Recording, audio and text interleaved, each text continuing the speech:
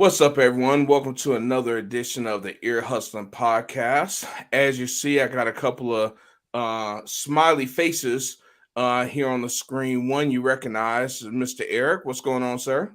Not too much, Mr. Montgomery. How goes life? Man, life goes good, man. And we got a new person to the show. Been trying to talk this guy on the show for a little while and never worked things out. But Ty, what's up, man? What's going on? What's going on, everybody? Well, listen, we're happy you're here, Ty. Eric, happy to have you on the show again. And I don't know when we exactly went live, y'all, but Eric was just having a an argument with Alexa right before we joined. So if you got the tail end of that, he was talking to Alexa, not to the missus. It'd have been a shoe flying across the room if it was the missus. Watch out No, now. bro. It would have been a fist flying across the room if it was the missus. She not about to use her good shoes and accidentally missing stuff to hit me. Nah. You Eric, see, Ty's you laughing. probably bought those shoes, huh? Possibly. You see Ty's laughing. He's like, I ain't got those problems yet. Not yet. Not yet. Yet. Well, listen, once again, man, thank both of you guys for joining. We got a couple things we want to talk about. First and foremost, we definitely want to mention Mr. DeMar Hamlin. You know, our thoughts and prayers are definitely with him. We were talking about it before the show. Ty, we've had a couple of conversations today about it. Yes. Ty, why don't you take a few moments, you and Eric both, just to talk a little bit about your thoughts on everything that went down yesterday. Ty, you can go first. I appreciate. I already told him to go first. Play nice, gentlemen. But I mean, honestly, it is tragic what happened. As a former athlete, you never want to see someone go down with an injury, let alone cardiac arrest. Injuries happen. It's something that is to be expected in the game of football. ACL tears, broken bones, even concussions. But for someone to, have to be resuscitated, given CPR, especially while their parents are out there watching you do what you like to do, what you love to do, is never an easy feeling. And definitely, thoughts and prayers go out to him for sure and his family. Yeah, most definitely. Yep. Eric? Yep. Yeah, you pretty much said it. You don't think anybody that young would ever have a heart attack, at the age of 24 years old. Right. Something that looks as routine as the tackle, that he made. And then he like popped right up, and then all of a sudden his body just collapsed. To me, that was the scariest part of it, is the fact that he popped right up. Yep. It's like, goodness, what in the world, could have happened, because we've seen violent hits and people just pop right up. But to go back down off of something like routine like that, like I said, my prayers go out to his entire family. You just really don't know what to say. So I hope that he makes a full recovery, and continue to pray for him. Yeah, most and definitely. To piggyback what you said, Eric, like when you mentioned the him just popping straight up, that's how his body had to be running off pure adrenaline for it to even catch up to itself that fast, Yeah. So yeah. Yeah. It's something, Eric, you mentioned, a routine play. We see that kind of thing in all sports, really, so often, something so routine and then just ends tragically, right? I think back to, I know I'm aging myself here, but Mike Utley, he was pass blocking. Ty, you're a former athlete, pass blocking. How routine is pass blocking for an offensive lineman? And I don't know if do you remember Ty? Ty, do you remember Mike Utley by chance? Oh, I do. Yes. You do, okay. So just pass blocking, and a defensive lineman jump up to block the pass, bat the pass down, and landed on Mike Utley's head. Talk about routine, but a freak accident, right? So many times those types of things happen. But my heart, once again, my prayer goes out to Mr. Hamlin and his family. Like you guys said. So, with that being said, we had to have a interesting conversation before we get into that, Ty. about fantasy football. You guys, Eric, how many leagues were you in this year? Just one. Just one. Ty, how about you? How many Mhm. leagues? I was in a total of 3 this year. Three. Okay. So, Eric, let's start with you. I was in four. Eric, how did you do in your one league? The best I can do is 7th place this year. Okay. All right. Out of 7 teams? No, I'm just kidding. How many teams was in your league? I know, but this is your story to tell. No, you seem to do a very good job of telling the story. So 7 out of, I believe that we had, what, 8 teams in the league? No, it was 10. Was it 7 out eight? of 10. It was 10. 10. Yeah, it was Just 10. 10. Yep. So I 10. get to talk about a couple of people. Okay. Well, Chris is listening, and he was in 4 leagues. So, Chris, in the chat, why don't you tell us a little bit of how you did in your 4 leagues? But while we're waiting on that, Ty, you was in 3. How did you do in your 3 leagues? Oh man, 2, definitely, led the way pretty much. The one that you and I are in, or that we're in, pretty much just from battle it out that close. I'll have to say I did pretty good, man. Uh, they were all free leagues, so I didn't really pay too much attention to those like I did with ours. But one of them I led the way, finished out strong. And the other one, I think I finished fourth. Okay. So not too bad. Okay.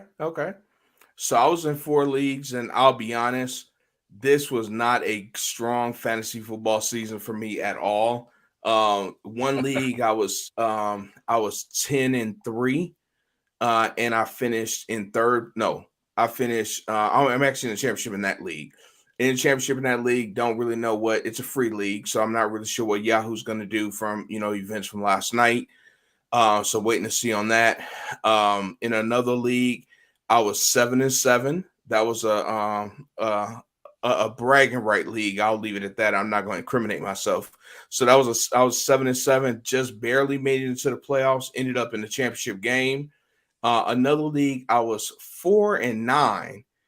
Every team made the playoffs. I was the number 7 seed, and I ended up in the championship game. Don't know how the hell that happened. No, I'm sorry, I take that back. That's when I played you, Chris, in for third place, and I beat Chris, and I finished third there. And then in our league, gentlemen, the one we're all in, I was the number 5 seed at 7-7. And Ty and I, we found our way. He was the number 6 seed. We found our way in the championship game. I'm not sure how the hell that happened, but I we don't were know in the there. world. Yeah. So going to last night's game, Ty was leading the way. We both had quarterbacks left. He had Burrow. I had Josh Allen. And Ty, why don't you tell the folks how we decided to finish out the league? Honestly, man, it was tough. James and I were both at work, and we just hopped on the call and pretty much just hashed it out, and we talked about it and pretty much had to put our heads together and brainstorm. What is exactly fair. You know, being we had to pretty much take on the situation that happened with Demar, but pretty much what we did was we just pretty much tied it for first place between James and I, myself. Being that this league was a paid league, pretty much we pretty much just split the profits down the middle, or the proceeds down the middle.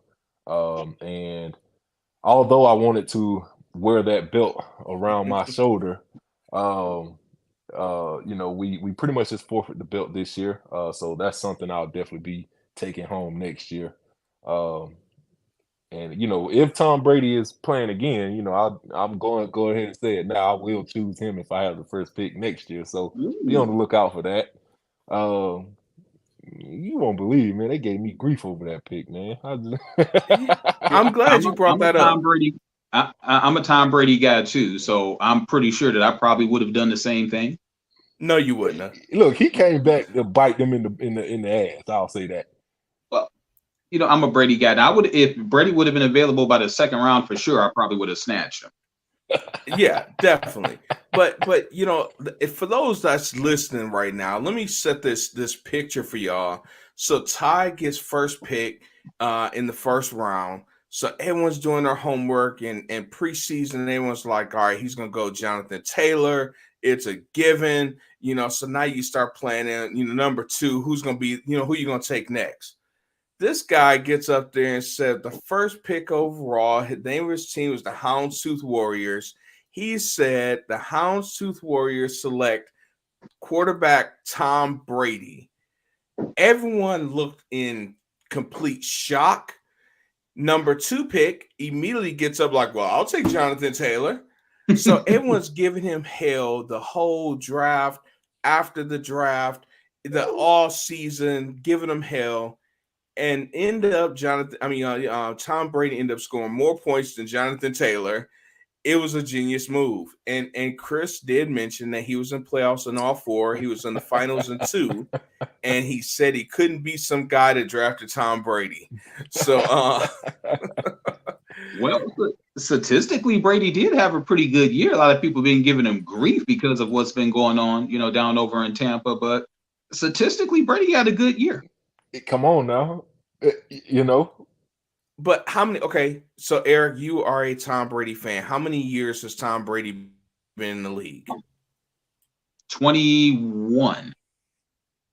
Of those 21 years, how many times do you think he's been selected number one overall in a fantasy football league? Well, at least once. At least once. Come on now. and let's let's air it out here. Let's be honest. Probably was gonna win the championship. Probably, I'm gonna speak hypothetically here, but well, Chris gave the answer. He said 0. It's never happened. So I think that's a very safe number to say besides the one time. But you know what? He came through. He showed up all season. He was consistent. This past week, he showed his ass. Period. Yes. Vintage Tom Brady. It's like all of a sudden you remember that you got Mike Evans on your team. Oh, I got Mike Evans on my team. All right, Mike, run. Just run, Mike. Just look over your shoulder, count to 4, look over your shoulder. It'll be there. And Eric, since you mentioned him, let's I don't mean to veer off course here, James, but let's talk about Mike Evans. I mean, 1,000-yard receiving seasons, 9 in a row? That's all. He wasn't on your roster though, was he? No, he wasn't. But I should have. Yeah, right. For next year, huh? Right. I'm gonna go and quote the great Stephen A. Smith when he was on. Quite frankly, when you have Tom Brady, quite frankly, that's all you need. That's all you need. Well, we see the bromance is there with two of these guys on this call. And next year is going to be a battle on who gets Tom Brady, I think. We might work out a trade like halfway during the season. If I get him, I'm going to work out a trade with him. So Chris said you can pick him in the second next year. I don't know if he's going to last that long, Chris. Well, listen, Ty, man, it's been a hell of a season. Definitely appreciate you participating. I hate that the season ended the way it did. But you know what? So next time I'll make sure to keep that trophy locked up. Not trophy, the championship belt locked up, shined up. It won't fit around my waist this year, but next year it will. So there we go. I hear it. We got to see the belt at least one time, though. Maybe y'all can work out something where maybe y'all share it, kind of like the Stanley Cup. Well, we talked about that. But we decided just to keep it in the lockbox until next year. Just vacate it for this year and put in a Money in the Bank match next year. Yeah, that's what we're gonna do. We're gonna put in a Money in the Bank, and I feel like I'm gonna win that and cash it in. I'm gonna be a little cocky. You know what? There. I'm not even gonna bet against you. I'm gonna bet on myself, but I'm not gonna bet against you. All right, Todd, thanks for joining, man. Appreciate it. Have a good night. Man, I appreciate y'all for having me. Thank you. All right. Happy New Year to you. Same to you. So Eric, Yes, sir. moving along, we wanted to talk about our beloved Detroit Lions. But before I get into that, I do want to ask you something. You're wearing a shirt there, and I see it says, something about Wolverine on Saturday and Lion on Sunday. But I do want to ask you something about the Wolverines. We're not Nah, going go to talk ahead. much about the bowl game, Fiesta Bowl, but I do want to ask you about the rumors, the reports. Another year, Jim Harbaugh going to the NFL. What are your thoughts on that? Jim Harbaugh needs to stay at Michigan. Think you should stay, huh? I think he should stay. He's just starting to get his legs up under him in college. But you know what? I guess it's kind of like the Nick Saban carousel year after year after year. If Harbaugh leaves and goes to, I don't know, where is he rumored to go to? I've been seeing Carolina. I've been Yeah. seeing Denver. Those are the two main Oh, spots I've Lord, seen. I hope he doesn't go to. I hope he doesn't go to Denver. I think that would be the absolute worst job for him. Hmm. But no, he needs to stay at Michigan. Well, I'm beginning to wonder. I'm beginning to wonder. So think about the phases we've gone in with Jim Harbaugh. In the beginning, he couldn't win the big game against Ohio State, right? Mhm. He got us over that hump. Now, no one's saying it yet. I haven't heard it. You're in Michigan, so you might hear it on Sports Talk Radio up there. But one thing I'm not hearing people say is he can't get us past the big game, the college football playoffs. Um, so my question is it time to look at someone else who may be able to? That's the question. I'm all for listening and looking at what's out there. My concern is how many folks will jump into the transfer portal and leave Michigan if he leaves. So that's my question. That exactly my concern. If Harbaugh does leave, when you are a college football coach, you go out and you personally recruit these kids. You give these kids the speech, make these kids the promises. It's based on you, the coach. They're really are coming in there because they're vested in you. Look what happened with Deion Sanders when he left Jackson State and went to Colorado. How many of those 5-star athletes was like, "Oh, I'm gone." Some did stay, yes, but most of them was like, "Well, I came here for Deion. I don't want to be here unless he's here." You So, mean Coach Prime? oh, I'm sorry, excuse me, Coach Prime, prime time Deion Sanders. So, and then the transfer portal now that anybody can just like hop in it, it's a mess.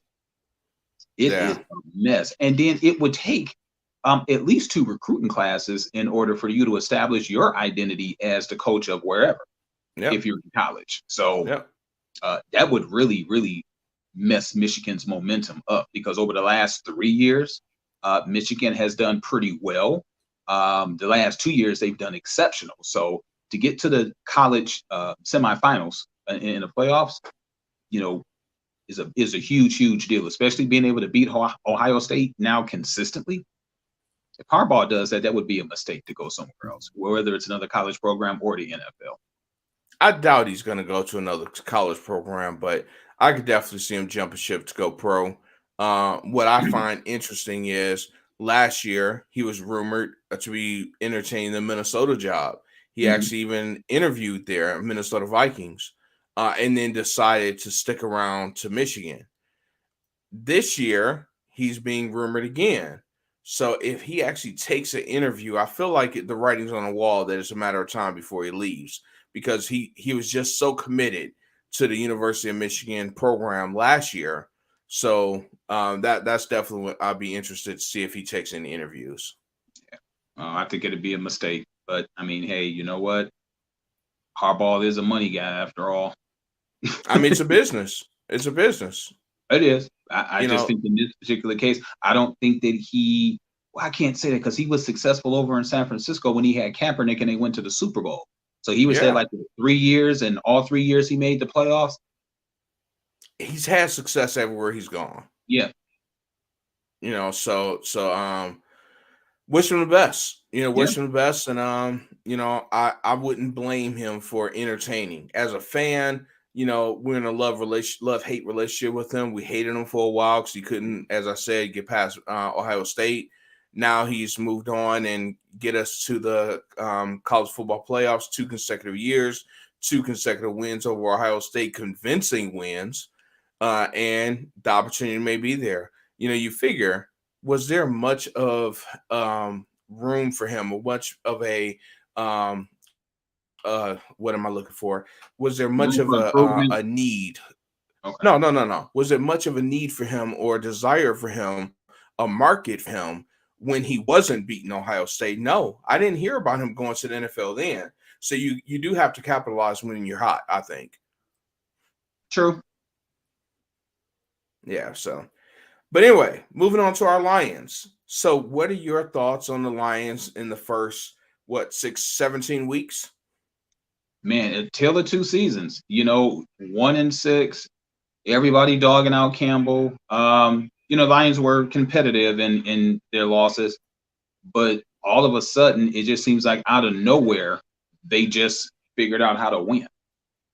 We actually, when we went to the Lions against the Dolphins game, when you were over here in Detroit, I believe that was like one of the 2 losses that they've had over the last 9 games, and it was Yep. competitive. We were thinking like, yeah, you know what? They came out in the first half, they were looking real good, and then all of a sudden, their defense just went flat, and we were just like, same old Lions. After that, they was like, nah, not the same old Lions. Them boys got the roller. They were aggressive, enthusiastic. Ben Johnson, the OC, outstanding play calling. Jared Goff. I think that it's been like what did he do an interception last week? Is it like 7 straight games without an interception? So I think that Goff is He like did on a not 7 throw an game. interception last week. All right, so that should be Yeah, like I saw a stat. I'm sorry, go Hmm? ahead. Go ahead. No, I'm sorry. It was a delay, obviously. What were you saying? I was just saying that it's been impressive how he's gone at least 7 straight games without an interception. Unless I missed something, I'll have to relook my stats up. But I mean, the offense is just solid. I mean, it's just incredible with the athletes that the Lions have now. I mean, they are young, hungry, and aggressive. And I Yep. absolutely love what's going on. And to be honest with you, I think the Lions are, for me, a year early. I was expecting this type of growth next year. And then the following year, 2 years from now, for the Lions to be competitive in terms of being able to snatch a playoff berth. Wasn't Yeah. expecting it this year. Yeah, most definitely. In regards to golf, I saw a stat during this past game where he nearly has 300 pass attempts without an interception. So I don't know the number of games, but it's definitely been a minute since he's thrown any. And when the announcer said that, I'm like, oh shit, they just jinxed him. So I'm hoping that doesn't happen. But you're absolutely right. He's been doing phenomenal. I'm looking over here at their schedule. And as you mentioned, they had some winnable games early on in the season. You figure the Eagles, we lost to them by 3 points. We beat the Commanders. We lost to the Vikings by 4. We lost to the Seahawks by 3. And at that point, we had the number 1 offense in the league. So after 5 games, 1-4, we had the number 1 offense. Why do I remember that? Because we then played the Patriots and they demolished us 29-0. Our offense did not show up at all. We then lost to the Cowboys by 18. We lost to the Dolphins by 4, the game you mentioned that we were at. We beat the Packers by 6. We beat the Bears by 1. We beat the Giants. We lost to the Bills by 3 on Thanksgiving. We beat the Jaguars. We beat the Vikings. We beat the Jets. We lost to the Panthers by 14. That game was ugly. We was getting ran all over, but we started making it competitive, but we looked ugly. We then scored 41 this past week against the Bears. So we've put up a good amount of points each week as well. And we've had some, to your point, we had some winnable games early on in the season. Yeah, we definitely did. And then I'm sure we're obviously going to talk about this a little later, but the secondary has been absolutely our Achilles heel. It's like I think that we've been getting just absolutely lit up when you get to the second and third level in terms of defense. Front four, definitely get pressure on the pass rusher. You break containment from that front four, so the linebackers are shaky, but to me, it's the secondary where we get killed. Corners and safeties. I don't understand. I don't know if that's coaching or if that's just the talent not paying attention to the coaching, not observing patterns, watching the quarterback as opposed to keeping an eye on your guy. I don't know. You know, it's frustrating when you know that the offense is going to put up points, but the defense is like, The defense has improved, though. it The has. the defense has definitely shown glimpses of looking good during the season, but it's been inconsistent, I would say. Yeah, But the front four has been amazing all year, pretty much. yeah. The front four has definitely been consistent. But like I said, it's that secondary though, man. That's making my heart bleed. So before we get ahead, because as usual with our conversations, you had a copy of my notes and you've already answered a few things that we were set to talk about, but that's okay. Uh, do we make the playoffs this year? I One hope game so. left. I hope so. You hope so. All right. I Well, hope hope so. is hope is good. It doesn't look very good for us.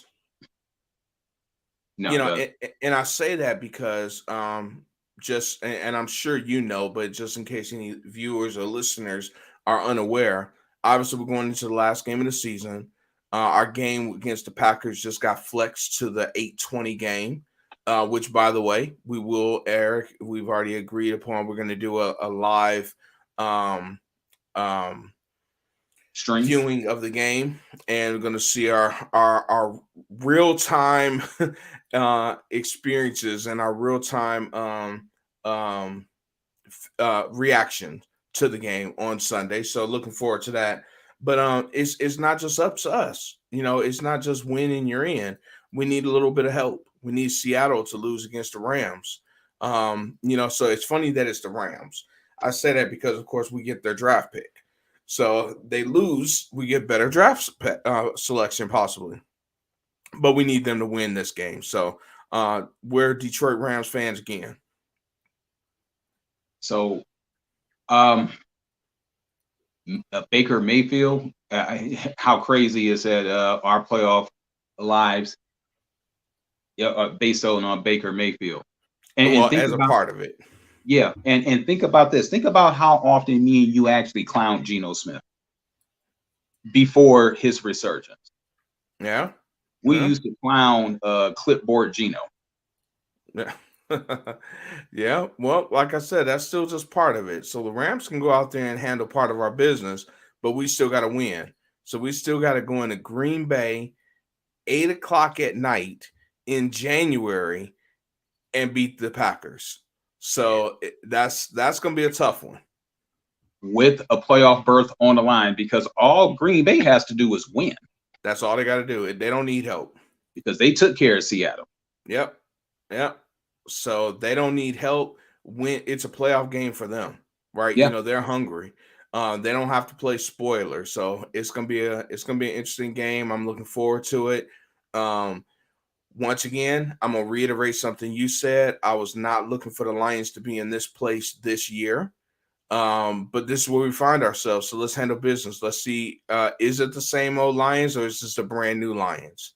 I think it's the brand new Lions. I really do. That doesn't mean they're gonna win this weekend, but I think it's a brand new Lions. They've been showing signs since Dan Campbell has been here. They've been showing signs of not giving up, you know, in those tough games. Once again, they had a couple of situations, couple of games where they just look like crap against the Patriots this year, mainly the first half against Carolina. They look like real crap. You know, they really did or whatever, but they're putting together something real good in Detroit, and I'm excited about it. Yeah, I am too. I just think about the game with the Dolphins where I felt that they should have won that game.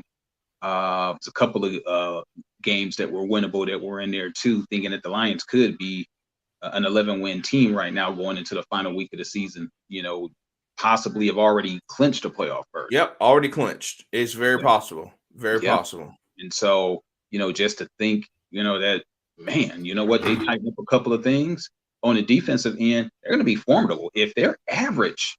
If they're like a 15th ranked defense in the league, they're an 11-12 win team. Yeah, yeah, yeah. So before we move on, I do have a question for you, or actually just want to mention something. I was looking at their schedule for next year. Not to look to next year, but this is a good segue because we're going to start talking about next year. Of course, they play their division games. They are playing home against Atlanta, home against Carolina, home against Denver, home against the Raiders. They're home against a NFC West team that's to be determined. They're at Kansas City. They're at the Chargers. They're at New Orleans. They're at Tom Brady, Tampa Bay. They're at an NFC East opponent and at an AFC North opponent. So their schedule is very interesting for next year, and I really am excited once again about next year. I'm excited to see how we finish this season out, but I'm excited to see what we put together during the off season. To move in. So don't get too much into the off season because definitely want to do that. But what are your thoughts on that schedule? Man, the schedule looks pretty. You know what? I see wins all over the place here. But of course, a lot of that's going to depend on the development of these teams in the draft and free agency next year. But I think we can beat anybody in our division. Of course. I don't think that there's going to be a competitive issue there. The Atlanta Falcons, beatable. The Carolina Panthers, beatable. The Denver Broncos, beatable. Let me see the NFC West team. It's probably going to be the Rams. Vegas. Yeah, Vegas. That's an intriguing game right there. It really depends on if they put some more support around Derek Carr and Devontae Davis, Devontae Adams. So that's an interesting team. We were competitive against Kansas the last time we played Kansas. The Chargers, I don't see where there's a game where I honestly can say that it's an absolute loss. So I would say that the Lions find a way to win 12 games on the 17-game schedule. Well, you mentioned you think it's going to be the Rams. It wouldn't be. I have to look at Herrera here. So it could be either the Rams or the Seahawks is who they're going to play because the way they do the schedule, you may or may not know this. Wherever you finish when it's a team that's in from the NFC West, you play the team that finished in the same spot you did. Okay. So right now, Detroit could be finishing second or third, depending on what they do this weekend against Green Bay. And the second spot right now is in the West is the Seahawks, and the third place team is the Rams. So, and then AFC North, we're looking at it'll be the Ravens or the Steelers that will play. You mean there's a possibility we could play the Cowboys? I don't think I mentioned anything about the NFC East. Right. But Yeah, but right now the Cowboys are second. But I didn't say anything about the NFC East. Oh, I know. I'm just following your theory about the second place teams in the division that they're scheduled to play against. So if it's the NFC West, which is what I mentioned, it would be the second place team in the NFC West. Okay. Cowboys are in the NFC East. Okay. And Chris Wall pointed out something, and it slipped past me. I guess you mentioned something about Derek Carr, and he reminded us that Derek Carr is gone. Derek Carr is gone? You didn't know that? Oh, my. No, I didn't. Yeah, Derek Carr is gone. This going into this past week, they sent him home. They benched him for the last 2 games of the season and sent him home so he's not a distraction. And Shannon Slay, you're absolutely right, ma'am. Go Lions. And if you're still on, Shannon, have you started working on what you want to eat the next few days? So, sorry, that's an inside joke. She'll definitely get it. We'll talk about that another time, Eric. But yeah, Derek Carr is gone. Wow. Did not know that. Thank you for informing me there, Chris and James. Wow. Yeah. See, you need to tune in to the Ear Hustling podcast more often, sir. I definitely should. Actually, this is our first episode in quite a while. But anyway, so talking about next year, Mhm. is Golf our quarterback for 2023? Yeah, absolutely. We discussed this a little bit a couple of days ago, and I'll admit that you were the guy that said at the beginning, give Jared Goff a chance. Jared Goff is better than you guys think he is. Jared Goff is young. Jared Goff is a Super Bowl, um, a quarterback that went to the Super Bowl. Everything that you said about Jared Goff is true. Jared Goff, I would even say, is a top 15 quarterback. So he won't lose you the game. Matter of fact, I was looking at the stats. I think Goff is in the top 10 as far as his stats. But yes, Goff, pretty impressive season. Last game, what was that? 21 out of 29, 255 yards against the Panthers, 355.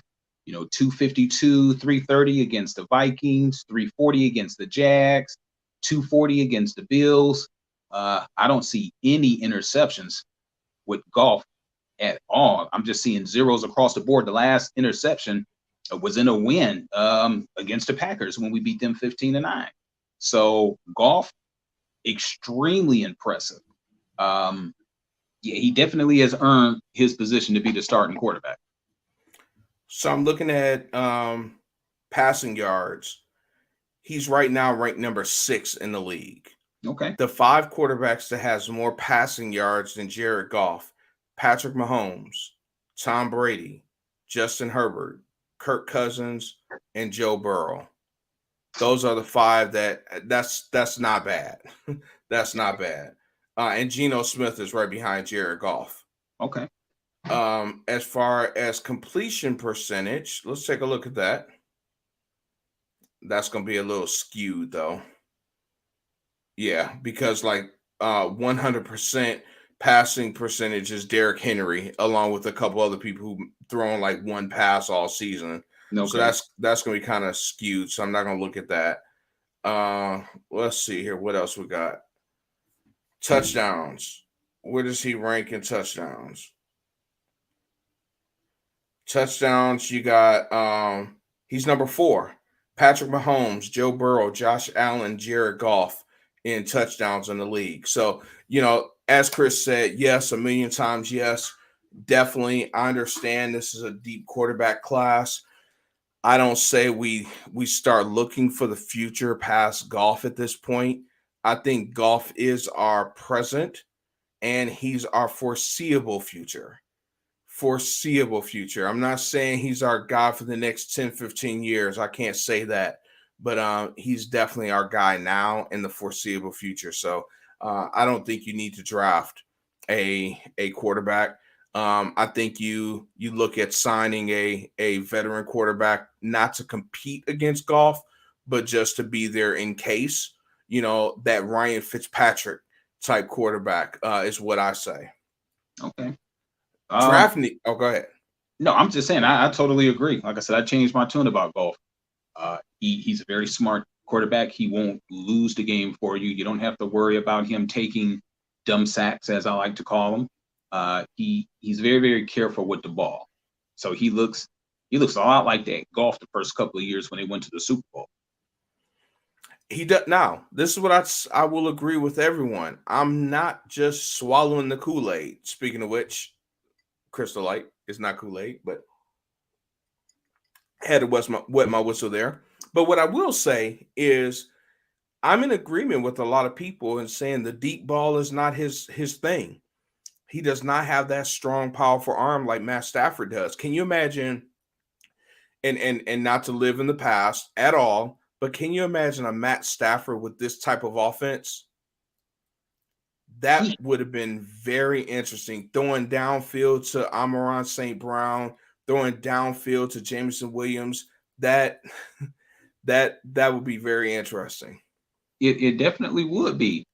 Do you mind if we just talk about the Lions' offense overall, as far as the weapons that they have? Would you mind if we took a couple of minutes and talked about that? Not at all. Not at all. So we were watching the game on Sunday, and they ran that double reverse with Jameson Williams. Mhm. Man, the Lions got some burners. They got Yeah. some. They've got some young, fast, strong, aggressive, playmakers. And this is the first time I can remember the Lions actually having a versatile type offense where they actually ran like double reverses and things like that. They And never had the speed like that to run that, like you're saying. and it was impressive. It makes me excited. Watching the Lions and Ben Johnson in a play calling. I mean, it's you don't know what the Lions are going to do. They are really a balanced team, and it's more than one person that's going to get you. The Yep. TJ Hawkinson trade, even though it was to the Vikings, I guess it's looking like it's making sense now. Yeah. Yeah. So it's interesting you talk about the offense.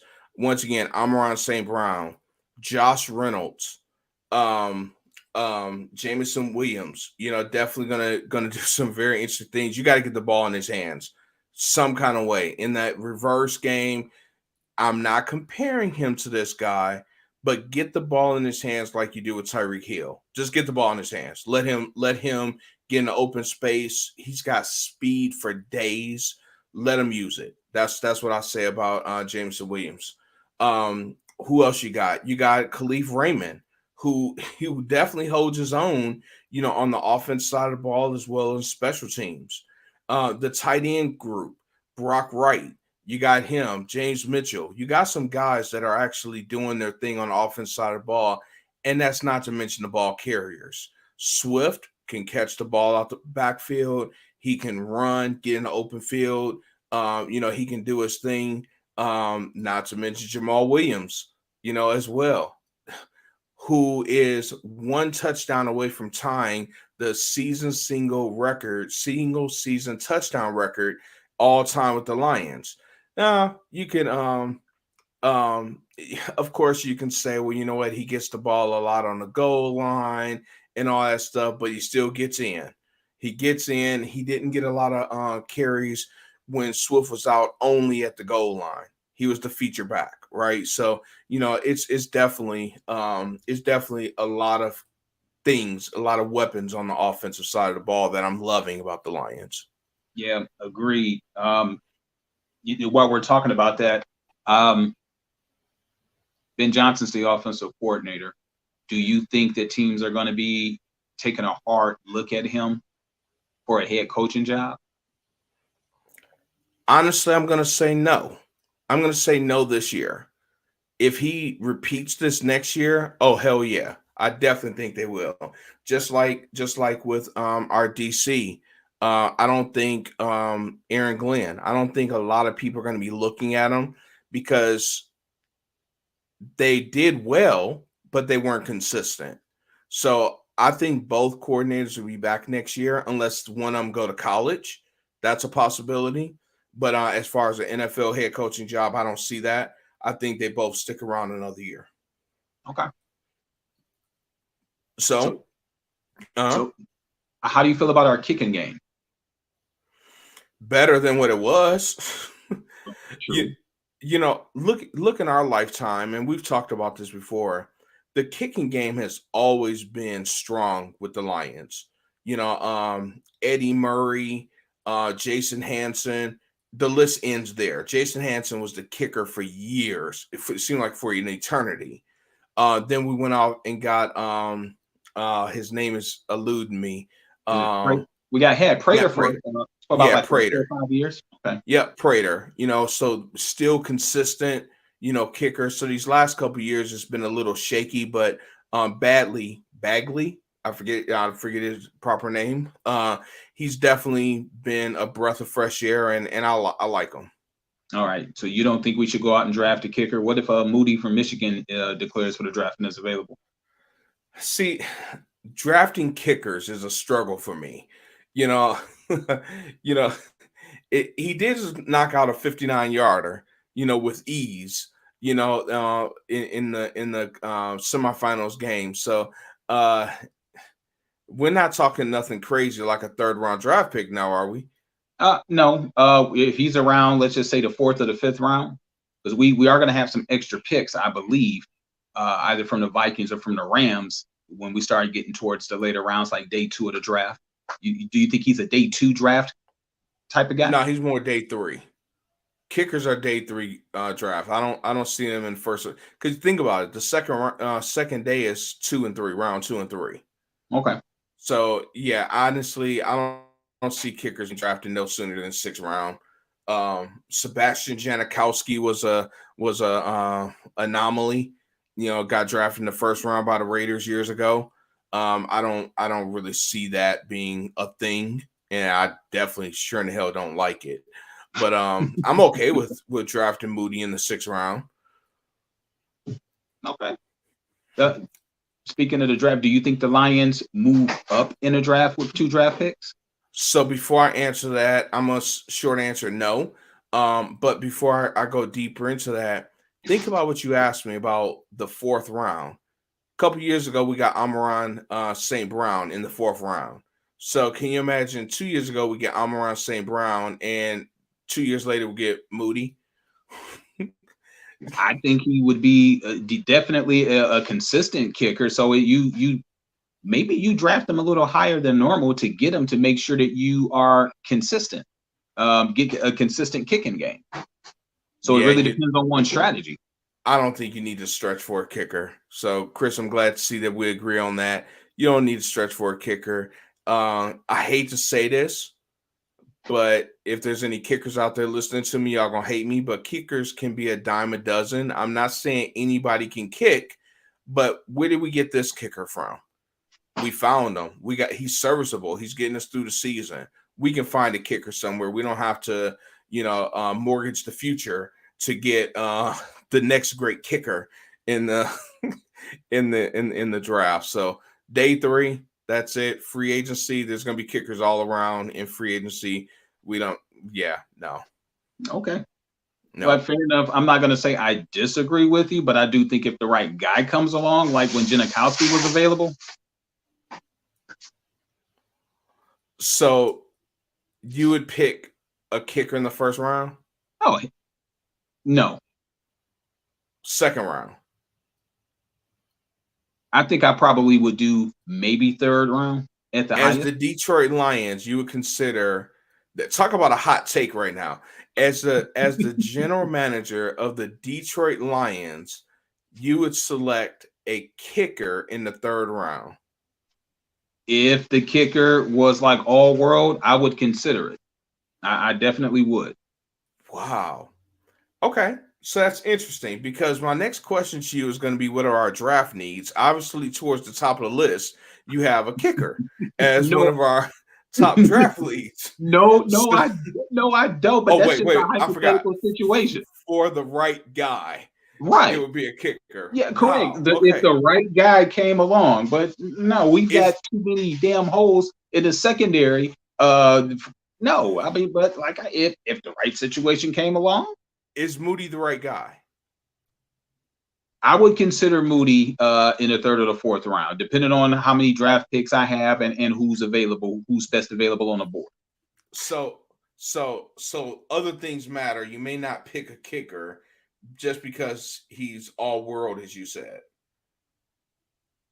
Hey, well, like you said, it's possible that they may be happy with the kicker that they have now. But yeah, I mean, just because I would consider a kicker doesn't necessarily mean that I would just go and, I don't know, do the do just something crazy like, 1st, 2nd round pick a kicker. I'm not gonna do that. But I mean, hey, you know what? You think about your kicking game in an indoor stadium, a guy who can, hit, consistently between 50 and 60 yards. Matter of fact, let me go see when was Jason Hansen drafted. Let me go It see wasn't the where. 1st round, I can tell you that much. No, it wasn't in the 1st round. I know, but I think that he may have been somewhere right around 3rd or 4th. But let me see. Well, why are you looking at that? I was going to ask you, what do you feel draft needs are? I'm just going to talk about mine while you give you a chance to look that up. Okay. Uh, okay. Chris actually just gave us some information. 5 Really? times a kicker was drafted in the first round. Really? Chris, if you did not know that information off the top of your head, when was the last time? Last time I remember was Sebastian Janikowski, which was at some point in the 90s, I believe, but I could be wrong on that. But if you can tell us when the last time that was, that'd be great. Or hell, even tell us who the 5 kickers were for bonus points that Eric could give you. But draft needs for the Lions, for me, uh, I feel like D line is solid.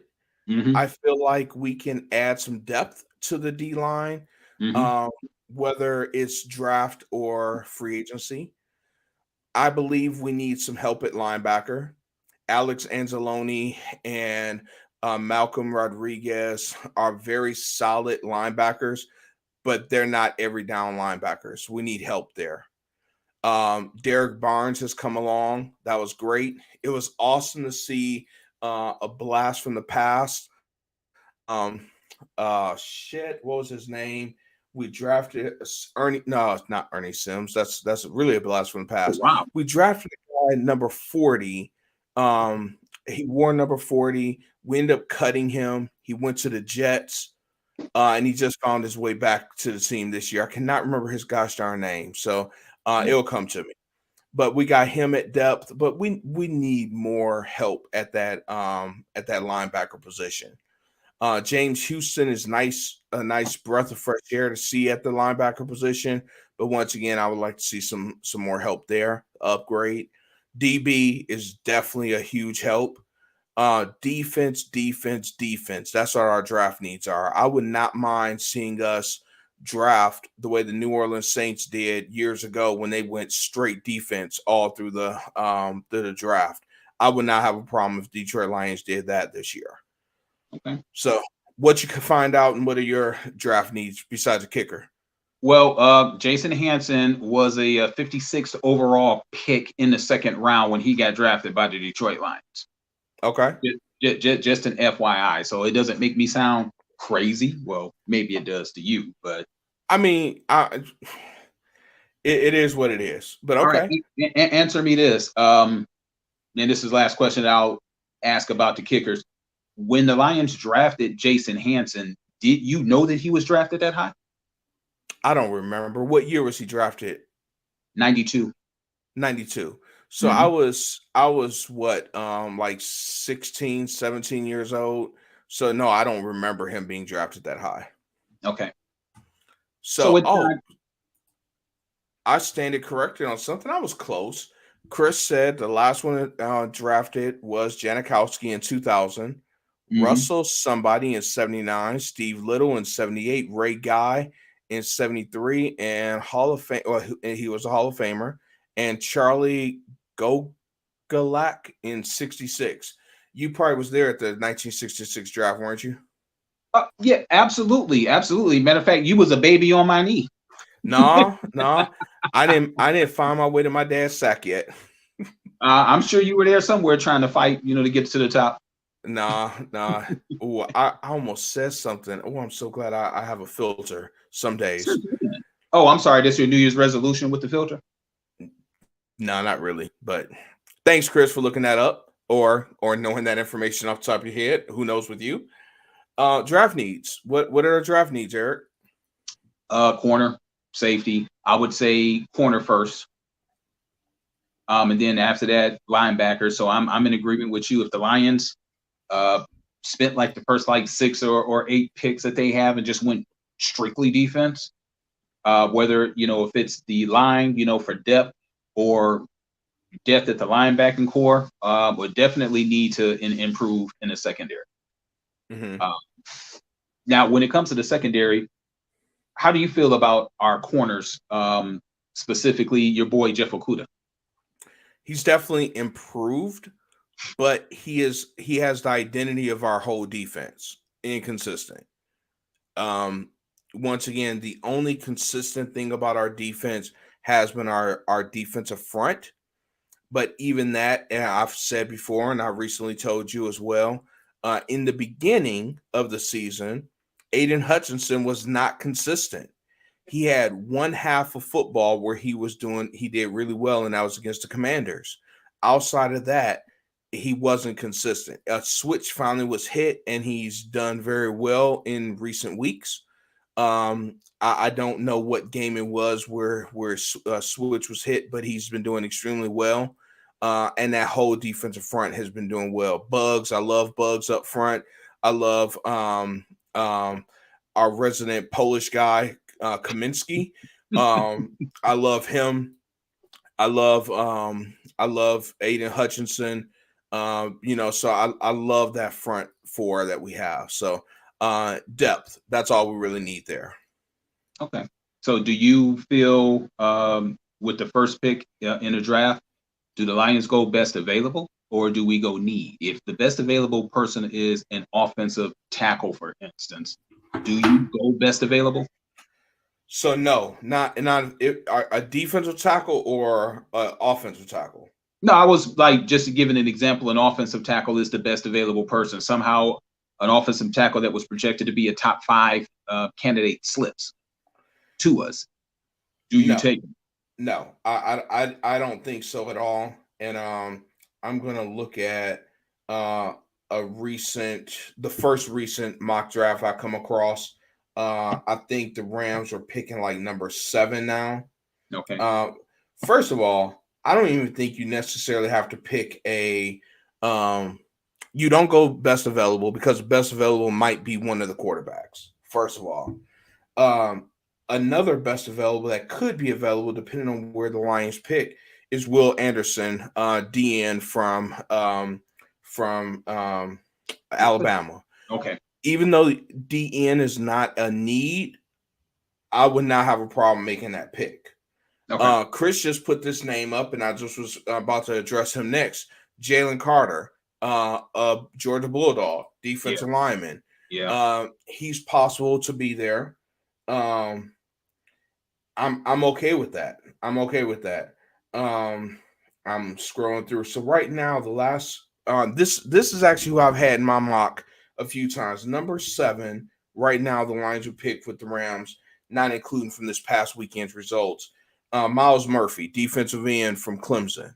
Okay. That's who I've mocked them picking a few times. So I'm cool with that.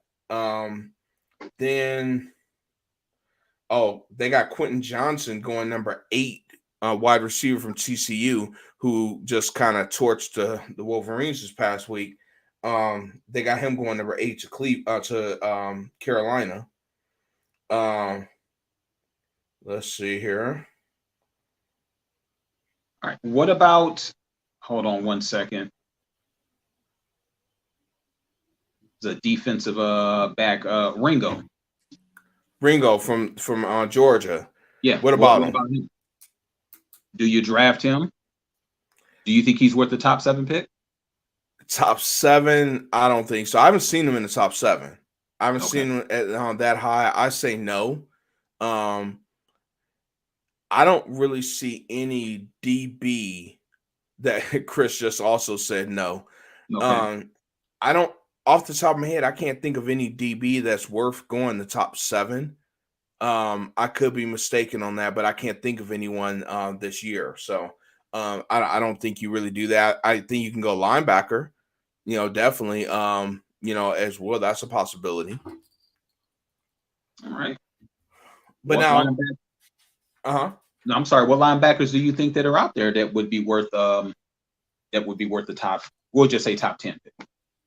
Top 10 pick. Oh my God. Okay, I wasn't prepared to talk about that. I would have to take a look. Hang on a second. I really don't know if we're going to get a linebacker in the top 10. Well, it's a conversation we can have for another day. But I was just curious Yeah. on it gets real interesting with the Lions projected to pick somewhere between 15 and 20, and then the Rams pick is kind of up in the air. As far as Right now, like I said, it was 7 last I saw. But I don't know. What did the Rams do this past week? I don't recall. I believe they won. I'm going to double check, but I believe that the Rams won. Yeah, that sucks. Damn Baker Mayfield. Yeah. So while you are doing that, free agents. What free agents are you targeting for this upcoming season. You know, the Lions are sitting at, as of right now, about $30 million under the cap. So they got a little bit of money to spend. What are you targeting? I guess it really depends on what the draft looks like. Let me take a look at the 2023 free agents as far as the secondary. Now, I gave you up. That was something I was doing homework on. We'll Yeah, skip that and yeah. we'll come back to that. You know what? To me, it's hard to talk about the free agents because to me it really depends on the draft. Anybody who I really would have preferred, honestly, to get, we don't need them. All right. Well, we fair don't enough. need anybody on the offensive side of the ball. Fair enough. Well, for me, I would honestly prefer. I would love to see it. What was that? Well, I'll tell you who I'd be interested in if he's available. Orlando Brown. I would love to have him, protecting Jared Goff. So I think that we could make some improvements on the offensive line if the Lions are really, really serious. Get a top-notch like offensive tackle and then build through the draft on defense. Mm-hmm. So, okay. and then if and we happen to, Kaminsky is who I meant to say. I said Oh, the yeah. wrong Polish name. Well, I knew who you were talking about, but Kaminsky is a hustler. Yeah. So internal free agents that I would like to see the Lions re-sign. Jamal Williams is a must. That's above all else. We got to re-sign Jamal Williams. Alex Anzalone, he's a free agent this year. I think he should be re-signed. Evan Brown, solid offensive lineman. Definitely think we need to re-sign. On the defensive line, Bugs and then Brock Wright at tight end. I think those are our must re-signs. I am totally okay if we do not re-sign DJ Chark. DJ Chark, I'm totally fine if we don't re-sign him. I would like to re-sign him, but it's not a must-have. We definitely got to get him at a deal. I would definitely like to get him less than the $10 million that we got him for this year. Do you feel that he underperformed with his $10 million contract? Or do you think because of the depth that we have that we could afford to not offer him a $10 million contract? Yeah, I think because of the depth that we have. He was injured a lot this year. He sat out several games. He was someone that we didn't even mention when we were talking about the wide receivers earlier in the show. So I think we'll be okay without him. But once again, it'd be great to have him. I think you must keep Josh Reynolds, Amon St. Brown, of course, Jameson Williams, Khalif Raymond. You got to keep those guys. And yes, I'm saying Khalif Raymond over DJ Chark. And the only reason being, first of all, Raymond is tough. He is tough. I don't remember him sitting out from injuries. I'm not saying he hasn't. I just don't recall him sitting out for injuries. And also the fact that he can return punts and return kickoffs, I think is the reason why you keep him over Chark. Okay. Looking at Brock Wright, so it looks like he is an exclusive free agent. And I'm guessing what that means is that kind of like in the NBA, the unrestricted free agents, where the Lions have first rights to sign him, and then he can go about his business if they don't reach a deal or arbitration or something like that. I think he should probably be one of the top 5 priorities to resign, because if you let TJ go and he basically has filled that role, you definitely sign him. He only made $660,000 last year. I got him as my 6th priority. Really? So I definitely have him as a top priority. Yeah. You definitely got to keep Brock Wright. Yeah, totally agree with you on that. What about Jared Davis? Jared Davis, that's the guy I was trying to think of. Remember when I said number 40 linebacker? Mm-hmm. That's who it is. Gerard Davis. I'm okay with keeping him. I would love to see him. Something I always said that I would like to see us do with him is put him at the end, put his hand in the dirt, put him on the defensive line, and have him go rush the quarterback like Aiden Hutchinson. Okay. Don't put him out in coverage. Go. Quarterback, get him. I'd agree with that. And I think that speaking of Hutchinson, I think that he's versatile enough. I was surprised that he caught that pick in coverage last week. In coverage, do we want to call that in coverage? Well, he wasn't rushing a passer, and he was a few yards beyond the line of scrimmage. So, what would you call it? Man, that was playing catch with Justin Fields. It's not like he went out and covered anyone. He literally just stood out by the sideline near the numbers and just had to step in front of the pass. So that wasn't a great play by Aiden Hutchinson. That was a horrible play by Justin Fields. Well, would it have There been was more no horrible pressure had he dropped whatsoever. it? There was no pass rush. Nobody. Would it have been more horrible if he dropped It would have the been pick? expected because it'd have been expected because he's a defensive lineman, but he does have 3 interceptions this year. Okay. So All that right. does say something. So we'll agree to disagree. We'll just say that he made the easy play. He definitely made the easy play. That's you won't get any pushback from me on that one at all. He made the easy play, no doubt about it. You could have caught. Well, I've seen your hands. Hey, Anybody could. I could have caught it. You could have. You could. Shay and Johnny could have made that interception. Well, we're going to just say that they would have made the interception just to keep us safe. Gotcha. But one thing I wanted to mention before we go is as far as free agents, a couple of free agents that I have my eye on that I would love to see the Lions kick around and consider: Marcus Peters, Jack Conklin. So there's that depth on offensive line that you're talking about. Deion Jones, a linebacker, definitely some linebacker help. Jesse Bates and Jordan Poyer. I doubt Jordan Poyer go anywhere. He's going to stick around in Buffalo, I'm certain, but he is a free agent, so it would be nice. And last thing I do want to say, I want to say it in this setting. I've said it behind closed doors. I want to say it out loud now. I really believe there's going to be players that want to come to Detroit this offseason. They want to play. They see the culture that is being built in Detroit, and they want to be a part of it. And they do not have to come to Detroit being overpaid like we've had to do in the past. So I'm looking forward to this offseason. This offseason is really going to show us exactly the movement that the Detroit Lions in this current regime has. What are your thoughts?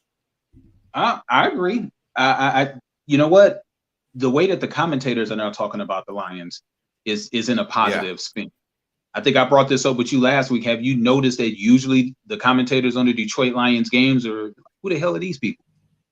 I guess they just grab like 2 random cats off the street to talk about the Lions. Now we're getting like the A-teams, when it comes to the commentators. So, Detroit's not the laughing stock. One guy who used to be brutal about the Detroit Lions is Terry Bradshaw. Terry Bradshaw has nice things to say about the Detroit Lions. Stephen A. Smith used to roast the Detroit Lions, and deservedly so. But now it's like you can't just, we playing the Lions, that's a win. Now it's like, Dan Campbell got them boys. He got them boys thugged out now. They kind of reminded me a little bit of the old bad boy Pistons as far as like persona and attitude. Yeah, I agree, man. They definitely have a different culture, and it's showing, and I'm loving every bit of it. And this is what I'll say: is it the brand new Lions or is it the same old Lions? This offseason will really tell us that, because this offseason and next season, because the same old Lions would be a team that next year would go 3-13 or 3-14. The brand new Lions will be competitive. That's something that we have grown used to. Typically don't build off of success from a previous season. We usually take a nosedive and go backwards. So I'm really excited and looking forward to what we're going to build from here. So and lastly, if you are down here in the dirty South like you're supposed to, would definitely be able to make a couple of road trips and see a couple of Lion games too. Okay. One thing that I think is very important as far as the Lions is that the Fords keep their hands off of the building of the team. Let the Yeah, people keep who've been making running the cars. team, yes, please, yeah, leave them alone. Leave the football decisions to football people. You see what happened? You see what happens when you let football people actually run your operation? We messed up when we had Caldwell for 3 years and we were trending like we're trending now, and then you let him go for pencil. Mm, mm, mm. But I'm sorry, that's my soapbox moment. But I still feel a certain way about Caldwell not being here. I think he should still honestly be here, till this day with the way the Lions were trending. Yeah, exactly. Exactly. Yep. Yep. All right, man. As usual, it's a pleasure, man. We got to do this again sometime. P would have been here, but he's not really a football guy. Plus, he's visiting the missus, so he's away right now. But we got to do this again, man.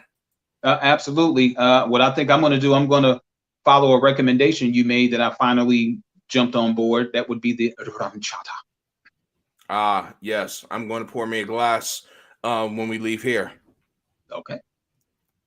All right, man. Have a good one. Hang tight for a second. Okay. Everyone, thanks for tuning in and listening to some two old timers, Eric and James, back together. But thanks for listening, tuning in. You heard it from our mouths to your ears. Stay safe, America, and go Lions. Go blue. Well, they already went. Sorry.